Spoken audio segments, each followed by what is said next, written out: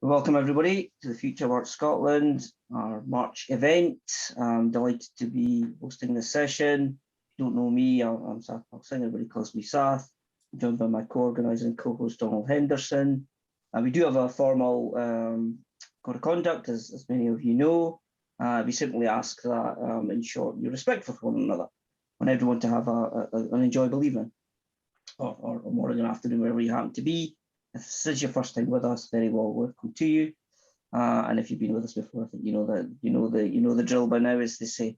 And we'll do the usual community shout outs at the end. Our wonderful guest speaker today is going to keep it pretty interactive. He reminds us he doesn't have any slides today, so it's going to be a really open session. He will lead us through his discussion, and I'm delighted and honoured to be welcoming Don Vandergriff to Future Work Scotland. We had a great chat previously prior to the session.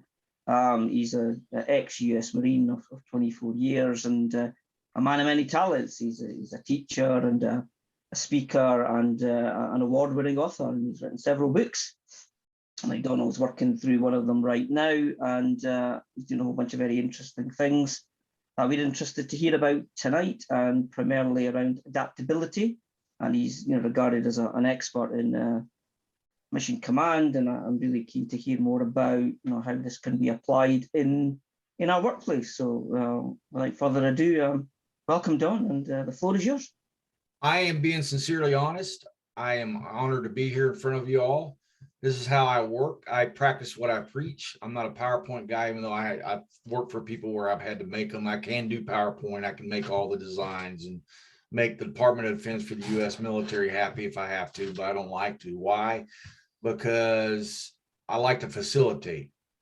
So what I mean by that is this is going to be hopefully a two-way discussion.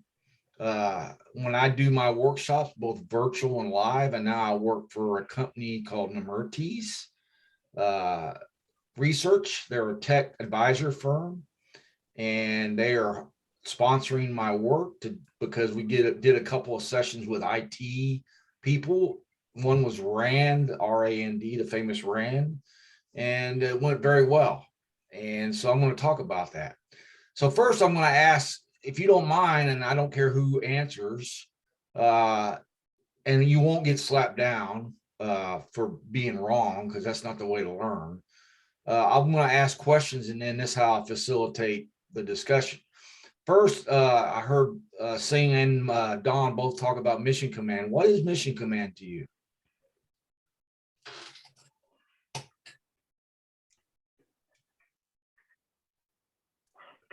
For me, it's there you go, Manjo. It's somebody who takes responsibility for delivering a mission, and that person doesn't need to be on the seniority level. Okay, that's a good answer. Anybody else? Is it about maintaining a constant vision of where you want to be, as opposed to necessarily giving the orders of how to achieve it? That is very good as well. Very good. Thank you. Anybody else? I would say setting the objective without the detail, letting the men on the ground or letting the team come up the best way to approach the work or the mission. Pretty much like what we try and do with our agile teams. We set them a problem, we create the space, and we let the guys run lots of experiments to come up with the best way forward and get quick feedback. Okay, that's excellent. Anyone else? Something that two words come to me, or two concepts. One of them would be clarity of purpose, probably. And the other one, a certain discipline, I guess. Okay, self-discipline. There's two forms of discipline. One is mass discipline, which most organizations, regardless of military or non-military, rely on regulations, policies, and both punishment and rewards, more so punishment, to abide by the rules. That's mass discipline. Mass discipline is usually known as, you line up all the soldiers and you give them an order to turn right and they all turn right. That's the simple version. The organizational version, which you all deal more with, is using rules, hierarchy, rewards in lesser cases. Good organizations balance them to control how people behave. Most organizations remain in the industrial age. All your answers combined are good. Mission command is a US bad translation of the German word Aufstiegstaktik, which first appeared in the 1888 field regulations, and then more so in 1901, 1905. It was actually a term that came from Frederick the Great, but was not written very much about, which was empowerment of the Junker class. You can remain in power as long as you support me and meet some of my goals. You can accomplish that any way you want. So it comes from Frederick the Great's time, evolved more so, and it was Helmuth von Moltke the Elder, who took over the German army in 1858, that codified it, because there was a debate for 30 years, which was interesting, whether to go with control or less control. Moltke's argument was, who spoke 7 languages, including English. His wife was American, which people don't know a lot about, but he thought that there was no way that Prussia, surrounded by everyone, could fight long wars of attrition, long wars of industrial might. They had to win quickly and decisively, and their only asset was people that could make decisions up front, quicker based on the situation, not out-of-date orders. So let's translate that a bit to business, which we're going to get more input. I'm talking a little more than I want to, but I want to set the stage for this.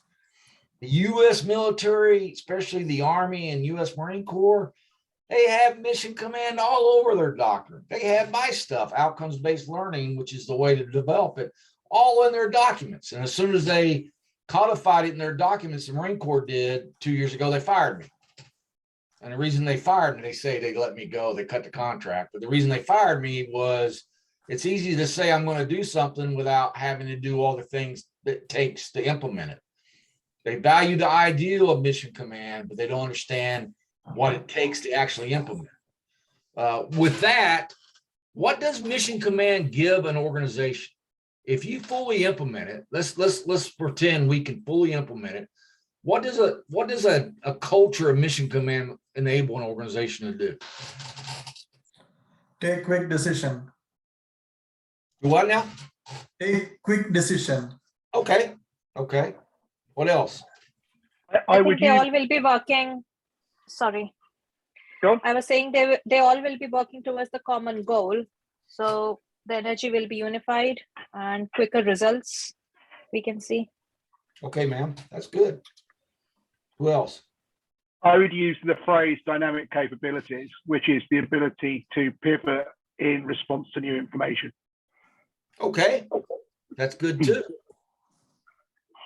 Entrepreneurial spirit, the freedom to act on their initiative. Okay, so those are all great answers, and none of them are wrong. You're all very bright people, and you've done some reading. What is the biggest barrier to implement? If mission command works so good, or Aufstiegstaktik, and we'll get into it if you want to. People always say, well, the Germans lost 2 big wars, World War I and World War II, and they were the masters at Aufstiegstaktik or mission command. Why study them? There's a big explanation under that. That doesn't mean ignore the value of it. But what is the downfall of doing mission command? Or what is the biggest barrier to doing mission command, do you think? I think maybe trust. Trust. You have to have trust. Trust is the key 5-letter word that you have to, but to develop trust, what do you have to have? Yeah. In your case, going up against the status quo. Yeah. Why is the status quo not like it though? Want to protect their position. And everybody wants to be agile, but as long as it doesn't mean that they have to do something different. Yeah. Yep. Well, what else happened? Go ahead, man. Just one thing, I think it is very important for leader to give away the power as well. It cannot be achieved unless leader feels still liberated and not powerless even after giving up the powers to the team. So that's very important feeling the leader will have to showcase to achieve it. Excellent answer. Thank you. So we're like, I'll give you all a funny story because stories are the best way to teach. So my last job I was in before I was laid off, and part of it was medical. I had very bad gout, and I've been in quite a few firefights, including having a mortar round land next to me, not going off, an 82 millimeter in Afghanistan. I was very blessed. So I had to deal with some issues that I had ignored. My Scottish wife kept telling me, "I'll get your ass and go get fixed because you're driving me nuts," which is normal anyway. But so I went and got those fixed. But the real reason I was laid off was I would have the president, the owner of the company. We went out and replicated opposing forces for the U.S. Marine Corps to do experiments. So we were supposed to replicate a very good enemy. It's a little bit of China, a little bit of Russia in it. Russia's not doing so good right now. Of course, I told people they wouldn't. You know, the combination of the good in anybody we're going to fight, we could replicate that. So they hired me to bring in the learning aspect and make it even better. And I did, but I made people uncomfortable for what I proposed. Not propose unethical or immoral things, but just the way to do things. But I would have the operations guy and the president both tell me, "Go do mission command. Go do mission command." Or they would say that, "I trust you, go do it." And then you do it not the way they wanted it. But that's not the way I wanted it. What I'm getting to is what she said earlier about giving up the power. The biggest barrier, trust comes along. You have to have trust, but the way you create trust is well-developed people. So when we are beginning in a week our online virtual training, or we can do live as well. I did a couple of workshops in the fall at Fort Hood, Texas, and Davison Air Force Base out in Arizona about how to develop people to do mission command without PowerPoint. The biggest downfall is people like the words, they like reading the stories, they like reading about how a squad of strike trooping tactics in World War I bypassed a strong point on the sergeant's decision and created a gap through the enemy lines that everyone could pour through. They like that. But the hard part that I've been spending about 28 years on is how to get people to do that. That's the hard part. We all hear the great words. Well, that organization was fantastic because so-and-so empowered, understood. One of you mentioned that, understanding the organizational goal, the end state, and they acted without waiting. That saved a lot of money, and then also they were innovative, and they made things happen. Okay. The bigger question is, how did they get them there? How do we create that climate, that culture to do that? That's my next question. I know you create trust, but I'm getting to how do you create the trust? How do you get to that culture? You decide your organization, regardless if it's government, military, or private business, it works in all of them. I just had a great podcast about a month ago with Chet Richards, who was one of John Boyd's acolytes. Have you guys heard of the OODA loop? Any of you? Okay, I see a couple of hands. The more thing about the OODA loop is everyone in the States that's anyone knows about the OODA loop. The problem is they see a slide with all these circles and arrows, but they don't know how to develop people to use it. It's the same with mission command. Everyone wants to say they're so-and-so, they're a strategist on social media, they're a mechanic or whatever, they're a farmer. But how do you get them there? how do you really get them where they can understand it? That's the downfall with mission command. Go ahead, please.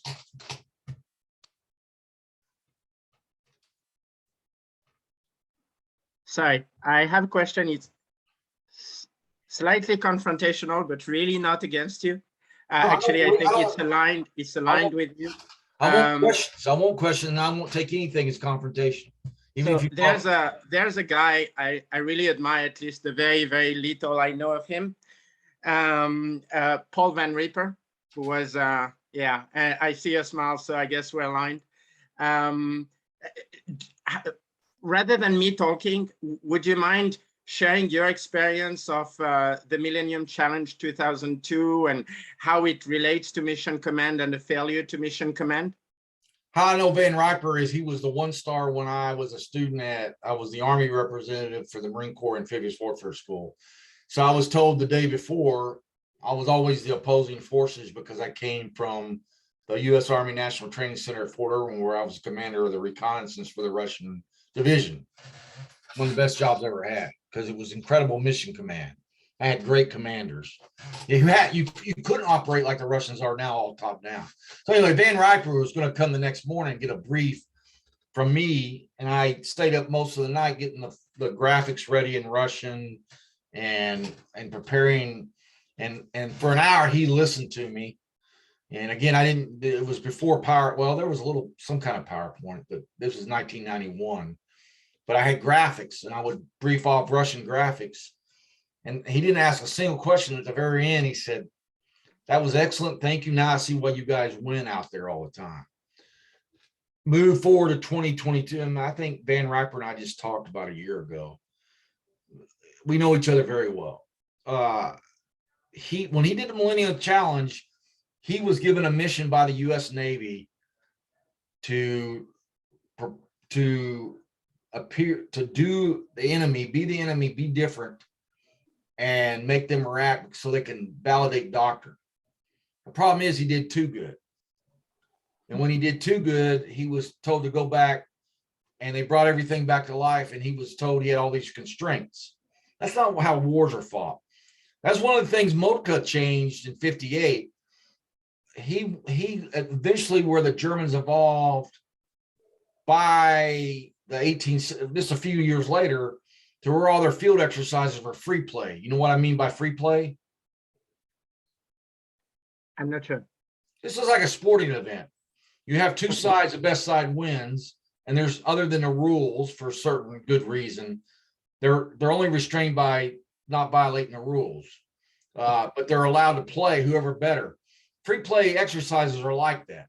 The U.S. military says they love them, but they really don't because they embarrass people.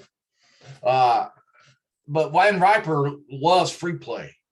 We did free play. We did a whole bunch of the Amphibious Warfare School is 10 months. I was there 12 months because I arrived early to set up some classes, and I went late after I helped them out. But we did computer controlled free play exercises. And I was always the operations guy for the opposing forces, and they picked them. It was a Marine Corps course, so they would pick a Marine Corps officer to be my boss, but generally it just fell on me to do everything. That's the way to do it. But then the most important part of that is to conduct what's called an after action review. Everyone know what an AAR is? Okay. That's where the learning takes place. The learning is not, the AAR is not where a senior guy gets up, which is generally the case in the U.S. military. We did this and you need to do this. And you were all messed up, blah, blah, blah. No, an AAR is facilitated where the group that participated is talking about what they learned and how they did it.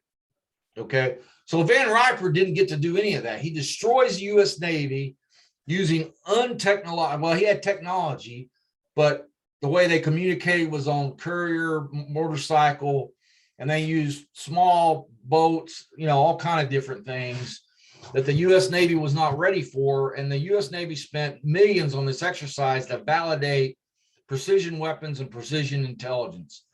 And so he resigned and left because he was told to reset and do it the way they wanted to. We still do that today. We spend millions of dollars to have some organization or contractors or technology tell us what we want to hear versus, and that's what gets me in trouble.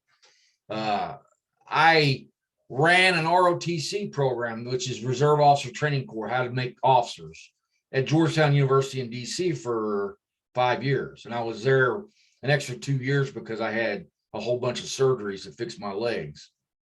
But it was all free play, tactical, everything in my book that Don held up. All that book is based on what I tried there. And it was all to build a culture and mission command. But the cadets basically ran the entire program. I mean, they got outcomes from us, they got guidance, they got mentorship, but they ran the program as long as they went by some of the tools that's in the book in like Van Riper free play. If we get beat and you can learn from it, then you're even better. So is there everything you want to add to that, or? Because that's not a confrontational. That's great. I mean, I know Van Riper very well. So Cool. Yeah, I wanted to know how you felt from your military experience, and how it relates to Agile. I feel is the fact that you're safer if you accept reality as it is. Your life. I just don't get it these days. You know, it's like one of the ladies earlier. She said people don't want to do mission command. They don't want to give up their power. And that's true. When I start delegating, when I start empowering people, that's what really optics tactic means in extreme translation of German is empowerment is, but the part they miss, it's like I was starting to tell that story about my last job is go do mission command. Well, what's your vision of success? What's your vision? One, when do you want this by? And what's your vision of success? I had a boss in the previous job for the Marine Corps where I would tell her, what's your vision of success and when you want it? And she'd get mad about it. And then when you didn't get the answer, you turned your paper and it was all tore up. You didn't do what I wanted you to do. You're just destroyed trust right there. So the organization, before it takes on, as I say, mission command, or the culture of optics tactics, got to understand there's a lot you got to do. It's worth it. Okay. There's so many cases of organizations that use it and take the time, either military or non-military, are so much faster and so much better, and morale's high. So I'll give you a quick story here. In 2009, the Army Scout Platoon Leaders course, which was training lieutenants and sergeants how to be recce platoon leaders for the British term, reconnaissance platoon leaders and sergeants, and they go to the same course. And we were pushing what was then outcomes-based training and education, OBTNE. We being there was a group of Delta Force, the Army Delta Force, Special Forces, Rangers, myself, working in a loose confederation, which was better because we couldn't be isolated. And we were pushing this stuff, and we convinced the commanding general, General Tucker of Fort Knox, the home of the armor tank school for U.S. Army. Now it's at Fort Benning. Give us one course, sir. Give us one course, because he was reading all our stuff. We were writing a lot of articles about it, and he was interested. So we went in to brief him, and we said, give us one course, shut it down, let us reorganize, and we'll show you this stuff works. And he said, I can do that with the Scout Platoon Leaders course. I don't like the way it's going because it's 58 days, I think, 63 days of PowerPoint. That's all it was. Tons of PowerPoint. How to do a route reconnaissance, how to recon a bridge, how to do a zone recon, all these doctrinal terms. It was people, all the instructor had to do was show up and do the right PowerPoint. So the morale among instructors was really bad. So we changed it into a mission command outcomes-based learning, which is what the Marines call my OBTNE now. We changed it to that kind of, so we came back, and here's what was cool about General Tucker. He said, here's my outcome is you got 2 months. I will shut this course down after I told my commander, a 4-star, and you can't make the course longer. You can't add instructors, and you can't add money. You can't make it more expensive. That's fair. We made the course from 63 days to 58 days. It was 4 days in the field outside. We made it 17 days in the field. We took all the PowerPoint away. We had to fire some instructors because they just couldn't get it. To be a teacher or a facilitator in this system requires you to be very independent and have initiative, just like we want people to be. You can't have a guy or a gal that's teaching that doesn't comply with giving up that power. It's not really giving up power. It's when you make people better by this system that we'll talk about in a little bit, you actually make your system, you make your organization more vibrant, more flexible, more energetic. And the biggest poll was the 28 instructors. I hate that word, but it's exactly right. It's returning power to the people. I love that. These guys were telling us they love driving into work now because they're empowered, they're trusted, they're adults, they're being treated like adults. And one of the good things when we briefed General Tucker on coming back, how we're going to change this is, sir, you have 14 teaching groups, teaching teams, and they each get so many students to represent a cavalry troop, which is a company size unit.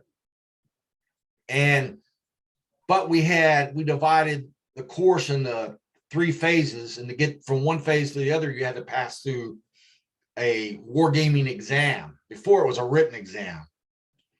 They had to go through a wargaming exam, but the 14 groups could get their students there any way they wanted to. Okay, but the outcome was, so if Alpha Troop only has 1 of 14 of its students pass that exam, and Delta Troop has everyone pass it because it's the same standard, wargaming, and someone's doing something right. That's your outcome. So an outcome is like the commander's intent. Does anybody know what commander's intent is? Okay, I said, what is it? What's commander's intent? Commander's intent is where the objectives are outlined, but the mode is not necessarily agreed in advance. So the team can go out and execute the mission without having to worry about the detail beforehand. It reminds me of Roosevelt's plans are useless, but planning is valuable. Very good. Yep. So you've got 2 parts of a contract in the culture of mission command. One is the long-term contract, which is your intent. It could be a commander's intent, a boss's intent, corporate leader's intent, whatever. Then you have the short-term contract, which is the mission statement. So the way you think about this is the mission statement can be performed any way you want it to, the task, as long as you meet my intent. And in the German army, you went up 3 levels. In the American army, it's 2 levels, but the German army, so if I'm a company commander, I had to understand the intent of the battalion, regimental, and brigade commanders. Okay, what their vision of success was. And it's supposed to be a well-written, concise statement, not like some I've seen, which are several pages. That becomes a concept of operation. Okay, but you're exactly right, sir. That was excellent. So the long-term contract is I'll give you my vision of success, what we want to achieve based on what my bosses want to achieve. And you can do it any way you want as long as you meet that outcome, that intent. Okay, everyone get that? Yes, sir, go ahead. How do constraints come into play? Because of course, this is sort of a spectrum, right? There is the do the things I want exactly the way I want, which is very little power. There's the commander intent and whatever works. But at times, especially when there is large coordinated effort, there may be consequences to some improvisation. And so how do you handle this commander's intent plus, which would be the collaboration with the other forces at play? That is a great question. It comes up a lot because, so I'll give you an example. The U.S. Marine Corps has kind of they call it maneuver warfare, which I disagree with because I don't like the name. And Van Riper and I have argued about this. And then they call one part of the system attrition warfare. The guys that like to use our technology and firepower and no maneuver, no brains, is overwhelmed, which is what the Russians are going to now in Ukraine. I can see it when I watch the news every day. Maneuver warfare is supposed to be exploit the enemy weakness and win decisively. The Battle of France 1940 is a great example. They all are the 67 war. To answer your question, in the 67 war, the Israelis preceded their offensives in the Sinai and the Golan with a synchronized massive aerial attack. And the Israelis were already practicing optics tactic. One of the hidden secrets of the Israeli army is they copied a lot of stuff from the Germans. Okay. Not the Nazis, the Germans. There's a big distinct difference because most German officers were not allowed to be political. Some did for self-gain. But when you're in the command and mission command, what you're getting to your question is, I have to emphasize to my people, okay, we want to hit every one of these diverse 20-something airfields in Egypt, for example, in the Sinai, at the same time. Because if we hit one earlier, that'll give warning to everyone else. So we can't have someone going mission command on me and like racing to that place to get it done. And there's an example, one of the flights of the Sabre jets ran into, just by chance, an Egyptian recon flight, and they flew around it. They didn't go after it. They flew around it and kept going because they knew if they were off time that, and the Egyptians reported as a maneuver. But my point is they could have like, on mission command, I got to take this guy out and then I'll try to catch up. And then they would have missed their bombing run on whatever airfield they had to go. So the way that you have, again, it goes back to the development. I wrote the book, Adopting Mission Command, and I just co-wrote a book that came out in December with my best cadet, Captain Joe Bernard, called the Outcomes-Based Learning Handbook. It's 132 pages. The detailed version that Don held up is 332 pages, a lot more expensive. That's not me, that's Naval Institute Press. I'm proud of the book. I got one right here with me. I spent 5 years on it, and everyone that's read it has given me great reviews, including professors at universities. And I don't have a PhD. I'm a self-learner. I don't have time for that. But anyway, my point is, if you want the details, this is the details of why, what, where. If you want just a handbook that gives you some examples, I don't have a copy of the Outcomes-Based Professional Handbook. But the point is, if I'm a mission command guy, there might be cases where I have to have everyone on the same page, like the Israeli airstrike or a deception operation. Okay. And I can't have someone going off and doing their own thing. I'll meet his intent, but the culture emphasizes that. The culture emphasizes. Another example, the Germans came up with optics tactic, except in one area. What do you think that area was? Let's just make it easy before World War I and before World War I. Anybody? What was the question? The question is, the Germans, who are the founders of optics tactic, mission command, mission tactics, which is a bad translation, or empowerment tactics, they had one area where they would not allow it to be practiced. What do you think that was?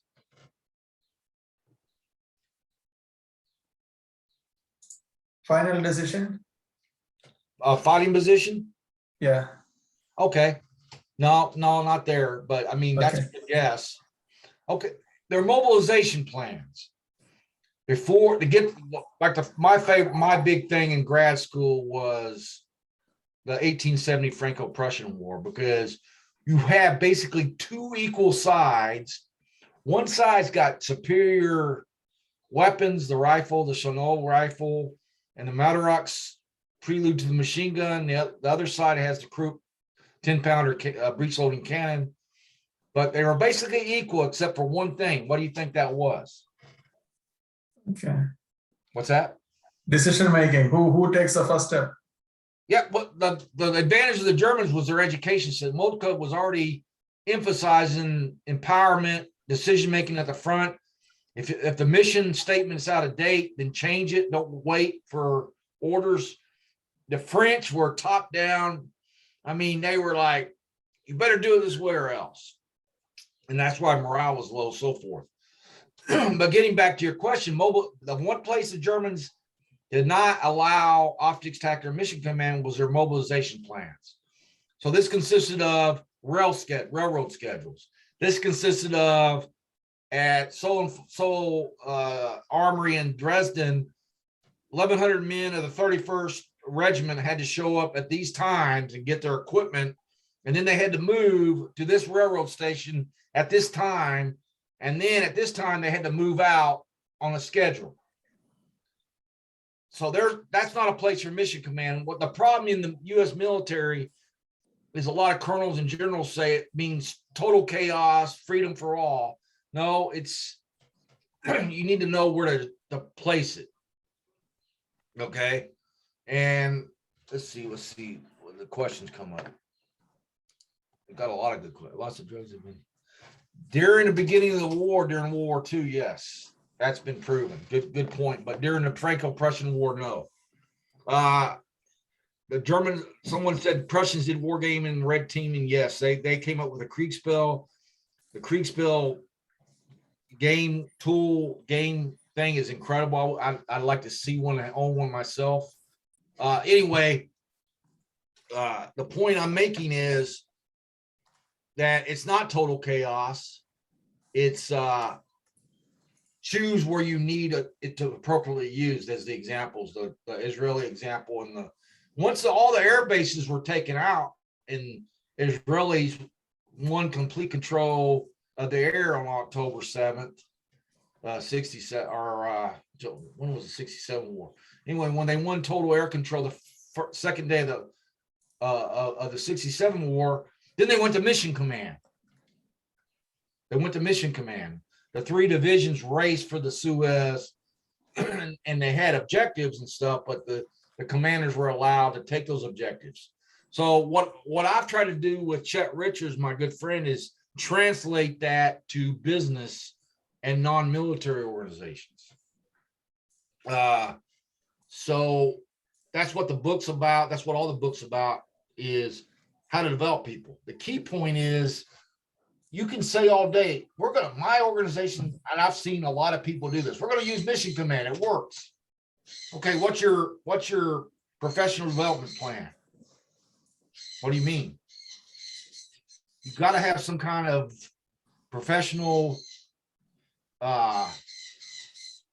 development plan to get these people to where they can do it.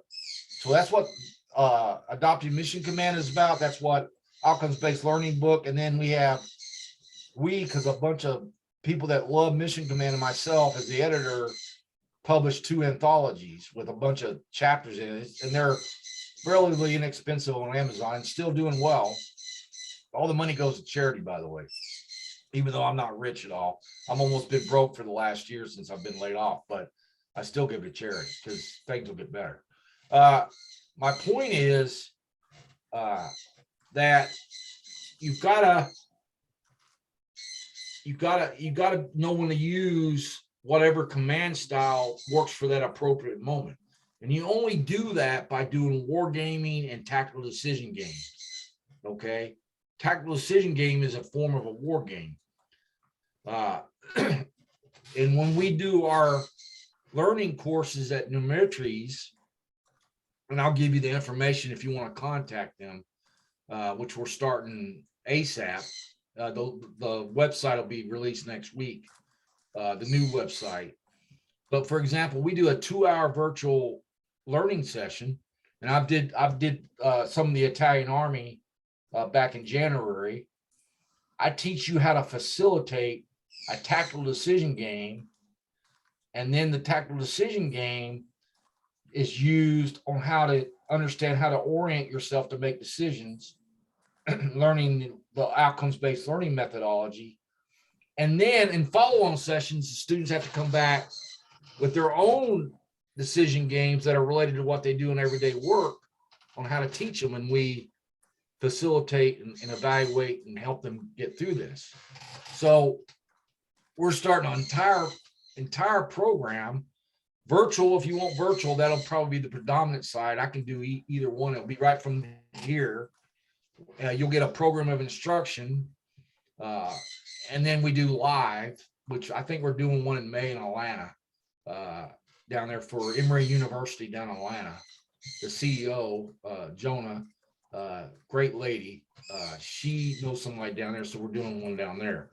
But going back is what there, you have to be prepared to develop your people. The least funded aspect of in like law enforcement and first responders is the least funded thing is training. So you see all these issues here in the United States about police training needs to change. It doesn't need to change. Well, it needs to change in the methodology. The problem is there's too many certifications checking the block and not how to think. A lot of our schools are getting that way on what to think and not how to think. The whole basis of outcomes-based learning is for mission command is how to think, critical thinking. I apologize. Training versus education is right. What's the difference? What's training? I saw the point. What's training?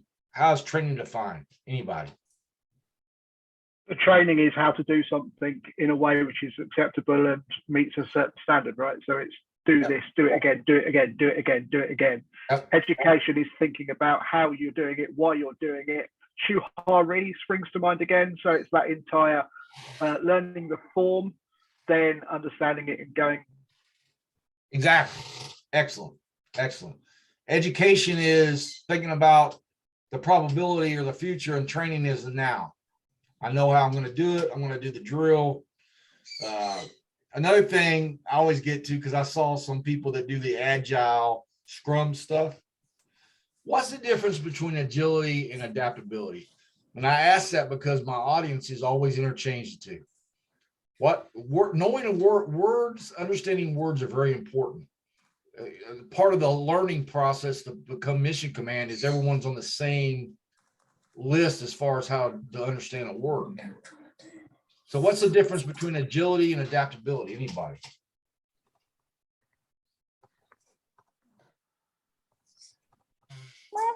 I think agility is more about how quickly you respond, observing, making some observation based on some observation, how quickly you respond. Adaptability, I will say, how quickly you tweak your plan but based on the observation you would have made. So you are very close. Man, you're very agility. You can be agile without being adaptive. You cannot be adaptive without being agile. You see, putting in practice and changing. Go ahead. What now? Putting in practice and changing to a new way of doing stuff. That's adaptability. Agility is it's just reacting. So, like for example, in the military, we have battle drills. We have battle drill 1A alpha, which is taking out a bunker, okay, or reacting to contact. Okay, battle drills do facilitate your OODA loop, your decision making. Adaptability is figuring out how not to get in that situation or to overcome the larger picture. So the lady that, I mean, you're all close. Agility is a near-term thing or quickly adjusting immediate procedures to overcome an obstacle. Adaptability is figuring out what new procedures or policies I need to overcome future obstacles. You see the difference? I was wondering whether that would fly for you as well, but to me, agility very often, not that it was the intent, but in practice is the ability to change the how we are going to achieve the objective that we agreed upon for that time box or for that small interval. Whereas adaptiveness would be the ability to say, hey, it seems there could be a better goal, and we are going to adjust not just the how, but the what in order to achieve the commander's intent. I don't know if it flies for you, but for It me, does fly for me. I like that fly. No, you just described to me agility is short term or within the given accepted policies and processes. Adaptability, like you said, there might be a better way to meet the intent from the old way we did it. Okay. So one is organizational long-term adaptability. The other one is you do something agile within the limits that you've already set for yourself. Is that, do you understand what I'm saying there? yeah, I feel it's a combination of being opportunistic and realistic. Yep. It's like, can we still do that? Hey, we could do this too. So Yeah, exactly. Thank you. That's excellent. So here's another question. This is another quiz I give my students, both online and in live. Is what's the difference between critical thinking and creative thinking? constraints. Well, I like that. What do you mean by constraints? Critical thinking, you're usually, I mean, I assume, I don't need to be right, and please, if you have other ideas, share, but to me, what came with creative thinking is more anything goes. You might actually go above, around, through, on the right, on the left, something like that, whereas critical thinking, the picture that came to me is we're really limited in options, and so what is going to be the best among limited possibilities? It might be wrong. I don't need to be correct. No, you're not Putting wrong. it out there. You know, see what we're doing here. That's another thing we do in the workshops is we're doing what's called peer-to-peer learning. So what's really interesting is when we go over the list of what everyone's top fact was in their problem solving, what their top assumption were. And you always have a diverse list of people that go, well, my top observation was fact was this.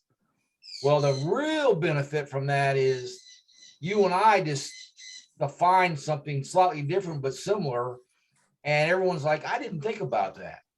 That's a pretty good perspective. That's adaptability. That's creative. Critical thinking is the ability to analyze what you're thinking at that moment and question it. Is it the right assumptions and facts? Creative thinking is something entirely new. Okay. Critical thinking, for example, is the tactic I just used. Maybe if I add more artillery or smoke, or I move faster, it'll make it better. Creative thinking is I'm going to entirely throw out everything and do something totally different. Okay. But believe me, a lot of people they use the same definition for both. Can I just? Yeah, if I may, like for critical thinking is more logically analyzing the information you already have in hand, whereas creative thinking is more trying to bring innovation into something new. That's awesome. That's excellent. Thank you. So going back. Sorry, Dora, just want to stop you. Amanda, if I'm pronouncing that right, you've got your hand up right before we move on, so in case there's a related question. Sure, thank you. Can we say that? Sorry, can we say that critical thinking should or would always be result oriented? Creative thinking, not necessarily. Can we say that? Yeah. Yeah, you can say that. That matches. But what do you think I'm asking? Why I think am I trying to define those four terms? What is my purpose in doing that? To know when to think one way or the other. Timing. Okay, that's part of it. What else? Take informative judgment depending upon the situation with how much risk is involved. Okay, that's good too. Anybody else? So it's important that we have terms that we all agree upon. And when we understand, that's why you have doctrine. The Germans will not find the word doctrine in German before World War II because they thought doctrine was too binding. You have field regulations that give you end states and guidelines. And that's something I'm going to get into. The other big mistake in commander's intent that is learned in our workshops is so everyone has a common language so they can move faster and we understand what it means. The other thing is when I give the mistake again is when I give an intent, I also provide, so I give you the end state of what my vision of success at for our level. What else do you think I owe you all? I owe you, if you guys and gals work for me and we're moving to mission command, what would you like to know other than my vision of success? Value. Why is it worth me putting my life on the line to do this? If we're talking military, if we're talking business, hey, well, lose my job. Yeah. Does both our purpose align? Yeah. But what else? What do you think I owe you that's really important? What's in it Basic for me? intelligence. Say again. Basic intelligence. Okay. Okay. The field, the context, what's there, what's moving, what's heavy, what's light. Well, that's militarily, yes. But here's what I see the biggest for the last 3 years. I really saw when I do mission command. Okay. Never gave me an end state. And the second thing was what I call parameters. What do you think parameters means? Constraints. What's that? It's constraints. So it's things that you can't do, but also things that must be done. Thank you very much. You want, I call them parameters, but constraints, limitations. But it's important for that because now I see guys that do like my vision of success is this right here. I want you, if it's military, on this objective with no losses, which is stupid, but I've seen it. Or I want this paper done by this time. So one of the restraints is time. I don't mind people telling me, hey, I got to get this back to me by it's Monday by Friday, and this is why. The trust part is I explain why. The untrust part is I want it as soon as possible, and don't tell me why. They want it as soon as possible so they can edit it because they don't trust you. Okay, so you get parameters. I do a very simple exercise called the numbers exercise. I have a 256-page program of instruction with all these lesson plans on how to do this stuff. And when you sign up for the courses, you get that packet. But one of the lesson plans is a very simple, the first exercise we do, as a matter of fact, is I tell you how to do mission command with an intent and parameters using what's called the numbers exercise. Okay. And in that exercise, everyone picks their own number between 1 and 9 and say there's a group of 30 people. And then they have 1 minute to get together as a group and in a combination that equals 19 without talking. So what are my parameters there? Silence. 1 minute. 1 minute time. Okay, that's a restrainer, like one of you said, which is good. That's a parameter. What else? Communications restraint, i.e. you can't talk. Yep, that's another one. What's the vision of success? Clusters of like numbers. So all the ones. 19. Getting in groups. So the exercise goes, normally I have 30 people when I do live. When I do virtual, we have less for obvious reasons, but and I don't do this exercise virtual. I've not figured out how to do it yet, but they get that. They get about half the room gets it in 19, the other half doesn't. But the parameters, you have 1 minute, you can't talk, can't ask questions. That's another thing. The end state of success is you got to get in groups that equal 19, which is mathematically with so many people impossible, but very few people come up with that. Then at the end of that, when everyone sits down, what do you think we do next? in that exercise?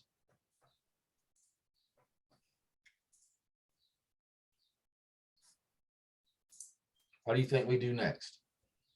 We've If it's done the if it's- exercise. Go ahead. If it's an OODA loop, then presumably you analyze your behavior and see what went wrong. Exactly. That's the missing aspect too in most of our training. Or the way we do it is I'll get up there, I'm the subject matter expert, and I'll tell you what you did wrong.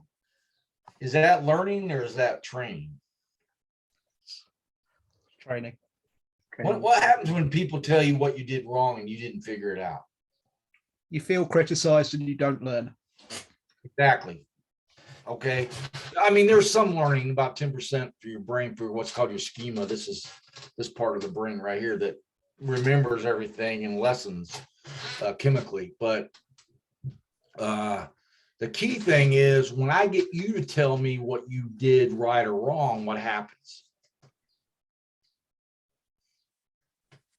You have one new chance to do right by showing what you did wrong. Say that again. You have another chance to do something right, which is to see you understood what you did wrong, which is not that bad at all. But when it comes from you, what's the difference when it comes from the student and not the teacher? It bypasses. Say again, you got two at one time.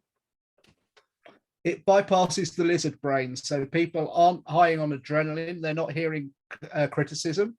They're looking at themselves and go, what would I do better next time? So it's all about building on what you've already done and building on your own understanding. Okay. The key aspect that you'll learn if you take my courses is the most important outcome of a teacher who's good, other than to make his students or her students better than they are, which is one of my sayings on my door, was to have the students take ownership of the learning. If you get students to take ownership of the learning, what does that mean?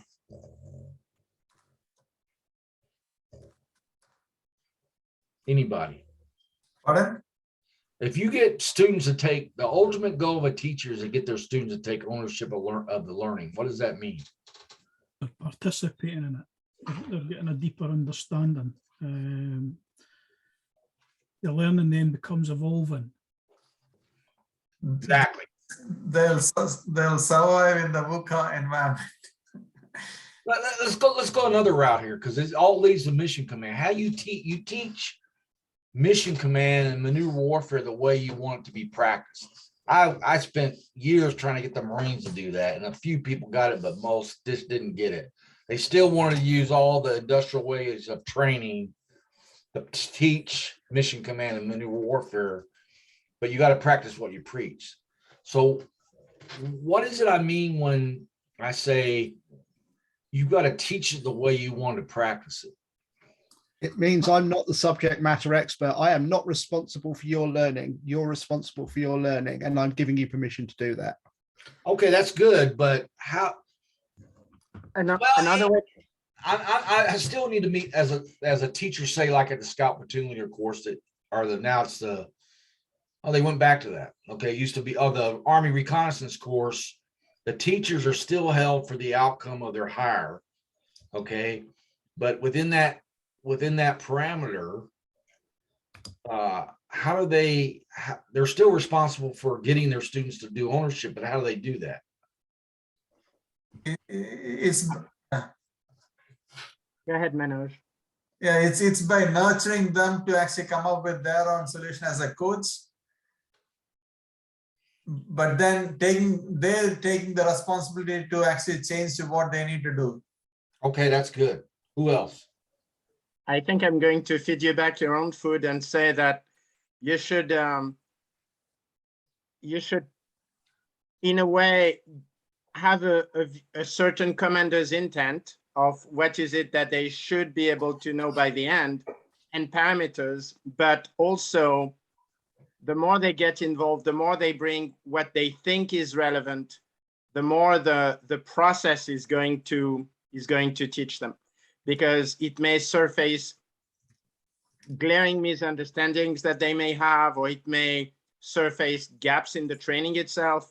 So I would say doing what you said, which is teaching mission command the way you want it to be practiced, it should give the mission command to the people from the start. I mean, from as soon as they have a common language. Yep. You should have this commander's intent and these parameters and regular reviews and coordination. Very good. Outstanding. So that's, I mean, let's go back to another question to you to go to get an answer to this is when you've been in formal classes or education, what was the worst way the way you hated to be taught the most? What was the thing you didn't like about the class that you didn't so like? rote learning. So what's the missing word in this sentence? I have one. I was in something in France called classe préparatoire. It's basically prep school for Ivy League schools, and you don't learn mathematics that are useful to day life. You reprove the main concepts and theorems of mathematics for 2 years. And one day I asked the teacher, but what is the use of this? Like the practical use of this? I love it. And she thought, she wrote a few books and so on, and she looked in the air, she thought, and she said, practically Saturday's exam. And I left. I went back to university. So what we just did demonstrate there is the methodology that we teach in all agile leader training. I'm putting what I'm typing in here is for contact, so you all have that. But why was it more powerful for him to give the example than me? Or I'll just call you the student right now. For me, the teacher. Why was it more powerful for you to give the story than me?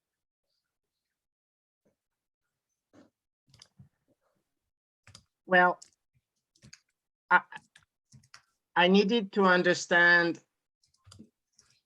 Well, frankly, it was painful, and I was tired to get through the pain for nothing, because it was two years, 60 hours of math and physics a week for nothing. I felt. One of the questions I was asked is, if you multiply a vector in space in dimension 3.2 with a vector in dimension 2.3, what do you get? Well, I said I get a headache, but that got me a 0. Wow, that was so I needed to know the pain was for something. That may not be the great answer, but in this particular case, that was that. I would like to know what it was for David. outstanding. The real reason, and you're right, I'm not saying you're wrong, because in your own words, a student, it's one of the principles you'll learn about is I'm not looking for answers that how I would say it, because I'm the SME. I'm looking for students to answer questions and make decisions in their own words because of their level of experience and learning. Because once it's acceptable. Now, there are dumb answers. None of the answers here have been dumb at all, but there are dumb answers. There's wrong answers. Don't get me wrong. But if someone says something that I may not have said it that way, but I still say it's the right answer, how does that translate into mission command as far as ownership goes?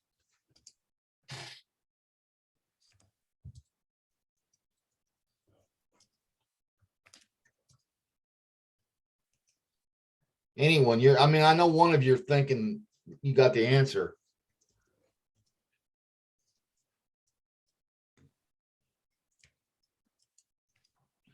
So by, and I didn't do it, he answered a good question, but when he told me the story and it was acceptable, and if we had, where I had all the pictures, some people were probably shaking their hands or taking notes.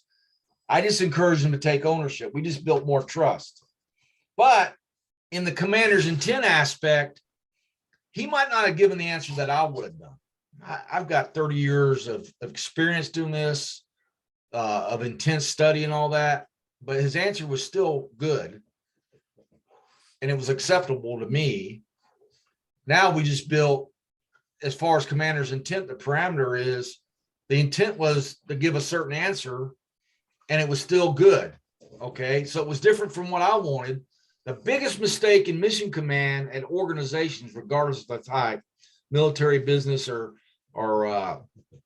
nonprofit, government, is I want you to do this, like this is what I want you to achieve, and then you go do it, but that's not the way I would have done it. You know what I'm saying? Anybody ever run into that before?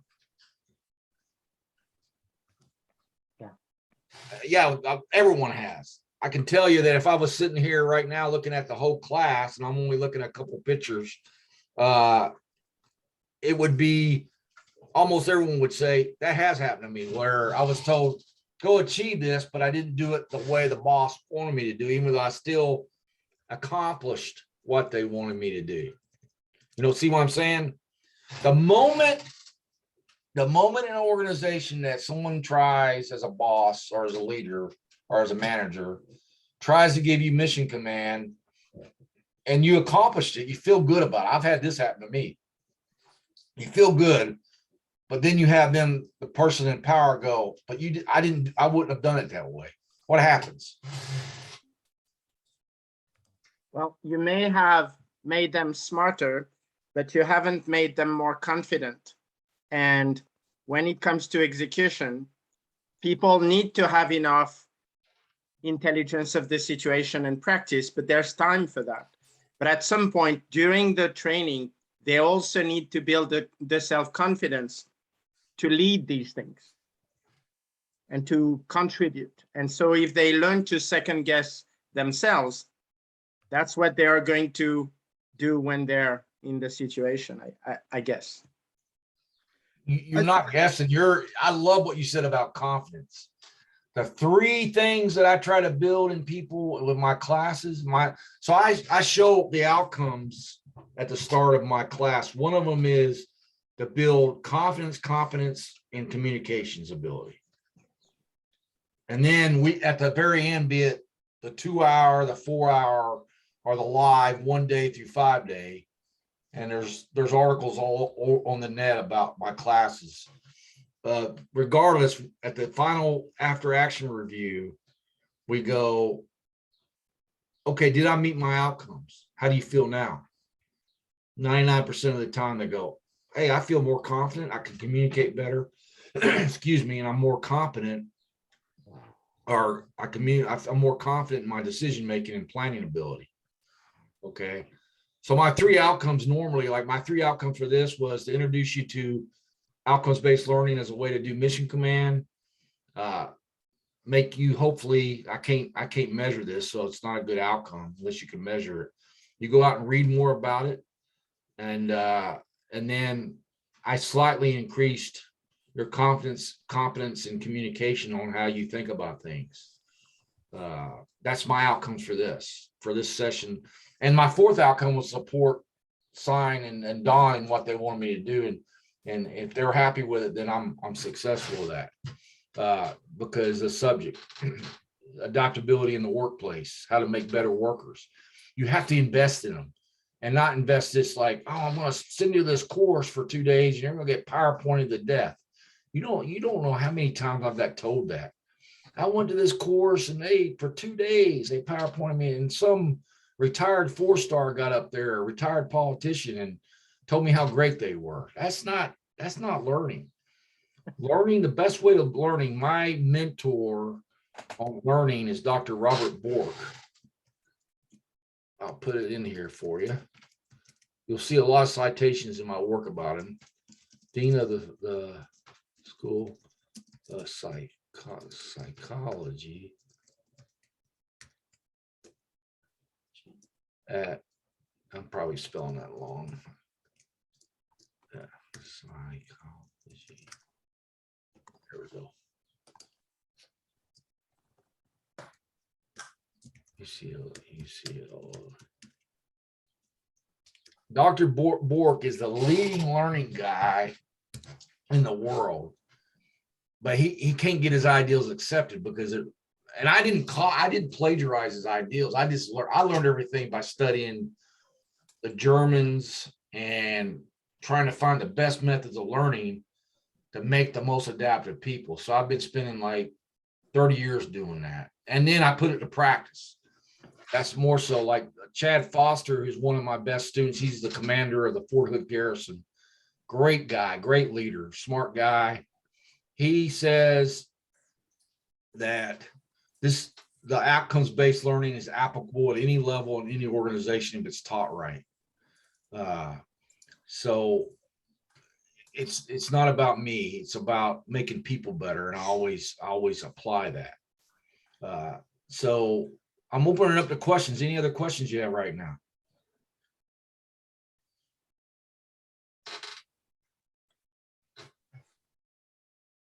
Come Frederick, put your hand up. Let's go for it. We've got about 10 minutes left. But I realized I thought so much. Ed, does anyone else have any question? Okay. No, you were in, your hand was up. Go for it. So the question I have is, and I feel it's, okay, I'll cut it short. How to train and or educate leaders to play their part in this, because there are a few things that are really critical. The commander's intent, the parameters, the space, the creation of confidence. These are really key outcomes for leaders. Have you had the experience of doing this in the military? And if yes, are they, how are they reacting? And have you had an experience of doing this in the nonprofit or in the business world? Because in Agile, we seem to suffer this a lot. I have the fact that we Thank you train for- really good people to do things, and then we send them onto missions that are hopeless, or uncoordinating or imposed. We keep them on the phone while they're on the fire, you know, so. To answer your question, if you just put me in Google or DuckDuck search engine, Donald Vandergriff, adaptability or learning, it comes up a lot. There's been a lot of articles written about me and by me. I've done nonprofit, I've done military, I've done all branches of the U.S. military, the Air Force, Navy, Army, Marine Corps. Marine Corps just adopted my system, like I told you at the start. The irony is they adopted my system in their learning campaign plan, and they got rid of me. They got rid of me because they watered it down, because I was adamant about having to do it right. Just like I told you, there's certain things you have to do right to make this work. I've done government, I've done nonprofit, I've done businesses, I've done law schools, athletic teams. Normally, So of all this, I apologize for interrupting you, but of all this, yeah, what do you see as the first key steps we could try to invite or to bring in, or to the leaders to realize that they have a training to do as well, that they have to improve and to make the first step? That's a great question. The first thing is they have to have a commitment they want to do it. And it's not going to be as expensive. Everyone says it's going to be expensive to change the system. You're going to have some costs as far as the learning part. But the way it's taught is people are taught how to do it themselves so they can teach their people how to do it. Time is the biggest issue, because wherever we go, wherever we talk about the people I put up there, Jared and Jonah and I, which are two of the great people I work with. Jonah's the owner of Nemetries, and Gerald is one of the guys that taught at West Point. I taught at Military Academy as well. People always don't want to have time. They're so busy, and a lot of the busy work we have to do is due to the old processes and policies, and not even taking time to reflect on what we just did. Time is the critical issue. So that's why we created a 2-hour class with follow-on 2-hour classes that can be spaced out. Like my most popular live class is the 2-day class, 8 hours a day. I don't like to train to time. I train to when people have peaked out, I can tell. But everyone likes the 2-day because you spend all day going through all these problems. no PowerPoint. They go through problems and you participate and I show you how to think differently. So you go all day, even lunch, we're working lunch. And then the next day you have to cut your homework as a group. You're divided into groups. I even use a problem to put you into groups. I don't say Alan, Tom, and Jerry all go in this group. No, there's a problem to do it. The next day they come back and they have to present to their peers starting at 8 in the morning, their own decision game that's related to what they do at everyday work. Okay. It was the same when we did RAND and we did these other groups. They had to come back and give us problems that they do every day, but they had to relate it to their work, how they were going to teach people to think faster and better about this problem. Because all the problems, you don't get a lot of time. And we purposely do that so you can get critiqued by other people. If I gave you unlimited time, you come up with all kinds of brilliant ideas, but that's not what it's about. It's about time is the biggest factor in business and the military. So I'm going to develop you how to think quicker, more thoroughly as a group, and then be able to listen to other people that have a concept or a perspective you didn't know about. Does that help you with your question there? Yes, thank you. Oh, no, thank you. That was a great question. We've maybe got time for one more, then that gives me 5 minutes just to wrap it all up. Yes, sir. Anybody else? No, this has been great, Don. Thank you very much. No, you guys have been awesome. Thank you. Yeah. Very fascinating stuff. Any last questions? What's interesting is this is a proven methodology. It's not been accepted. I'll tell you why it's not been accepted. Major General Mullen, my boss in the last Marine Corps, I love him. He had to retire. He understood that he had to change everything to support this. They were going to get the benefit from it, but it's like putting a large engine in a car with an old transmission. What happens when you do that? You destroy the transmission. Okay, you overpower the transmission. So it's not changing one part. Like I'm going to do mission command and we'll start teaching it, but you got how you inspect it, how you policy it, how you award it, how you punish it. All those things I talked about in the opening are important that you have to be willing to change. U.S. military is famous for, we're going to do mission command, but we're going to manage our people with the same system we've had for 50 years. It don't work that way. That's why they're always frustrated. Okay, saying what else? One of the things that I learned 30 years ago as a cadet is explanation, demonstration, imitation, and practice. And it's something I've tried to carry with me into my adult learning and my teaching. So recently when me and Saf were doing some training for the NHS, we really tried to get the class to do the work, immerse themselves in the training rather than us kill them to death with PowerPoint. We gave them a lot of signpost material, but we actually got them to get their hands dirty, putting the stuff into practice rather than talk at them for 2 days. Exactly. You give them, you learn by doing and you learn by making mistakes, and you set up an environment where it's a mistake allowed. You're allowed to make mistakes as long as they're not ethical or moral mistakes. You're allowed to make mistakes through learning, and that's the hardest thing the Marines or U.S. Marines are doing right now, is having these tactical problems where people are going to blow it, and then they learn from it. But they learn, your brain learns better that way. Thank you, Don. That was awesome. Welcome.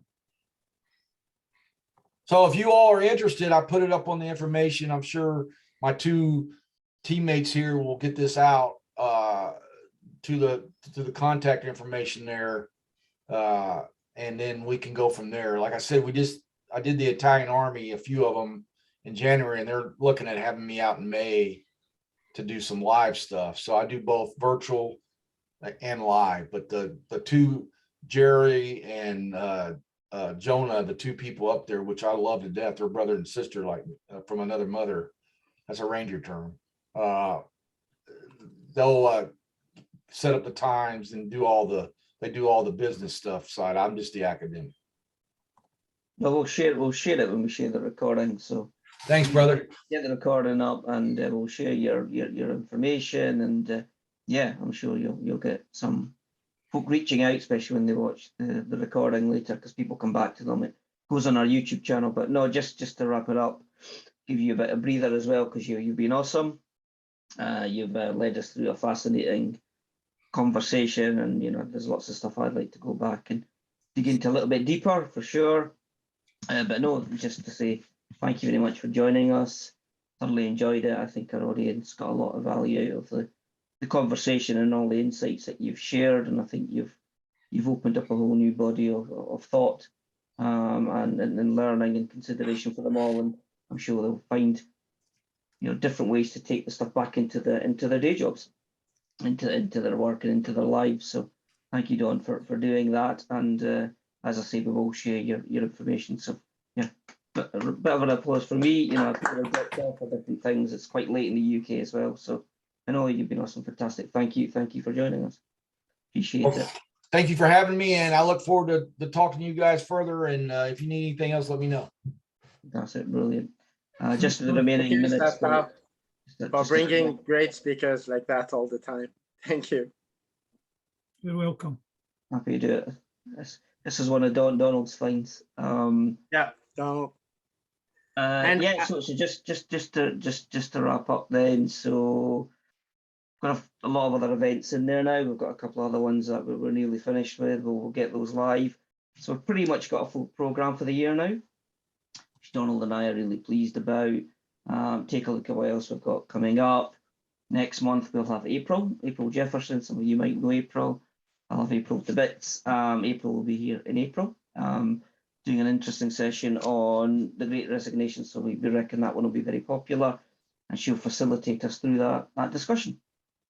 And in May we'll have Neil Judd joining us. He's the author of the very popular leadership book. Again, fantastic read, very insightful man. He's done a lot of great stuff out there in the leadership space. So he'll be May's speaker. And I've got a whole bunch of other ones that I've not got time to go through. I'll let you guys all peruse the meetup catalogue when you get a chance. And yeah, we'll look forward to seeing you all again. Just one quick other note, because it's relevant to some of us on the call. My fellow BCS Agile Committee member David's with us here. We've just launched a bunch of stuff too. We thought we would open it up to this community as well, because it's for the Agile community. I'm just going to share a post I put up on LinkedIn earlier. So if you're connected to me on LinkedIn, I think a few of you are. We're going to be doing a conference in September. And really it's targeting and aimed at supporting those who are newer to public speaking and conference speaking. So if that's of interest to you, you're newer to that, or you know somebody who might be interested in taking advantage of that, we'll be doing an in-person conference in London later this year. So please help us get the word out and share it around. We like to bring communities together. And we're also doing an event next week, which again is just aimed at those who are new entrants into the Agile industry, to help them understand the roles and the career path and what it's like to be doing this stuff for a living. So, do help us share that. And, in the remaining minute, if there's anything anybody else wants to shout out, you're welcome to do so. Other than that, I'll bring it all to a close. The only thing I'd like to add is a wee last reminder that our sponsor, Martin Hindlewood from Naked Agility, has given us a 70% discount code for trainings between now and the end of April. So please take advantage of that, because there's some really good offerings there. That's a good shout. We'll share that as well when we put out the recording. Yeah, so Martin's often here. He's not with us tonight, but yeah, we're grateful to ongoing support from Naked Agility, our sponsor. Thank you for the reminder, Donald. And that's it, folks. I think we'll give you back a minute. We like to stick to time, as you know. And thanks again to Don Vandergriff for joining us, and to follow you for supporting and making it such a memorable event, an engaging conversation. Just look after yourself, stay safe, and enjoy the rest of your morning, afternoon, and evening, wherever you happen to be. And we hope we'll see you again soon. Thanks again, guys. Thank you. Take care, guys. Talk to you later. Thanks, Don. Thanks again. So, Nice to bye. see you. Bye. Take care.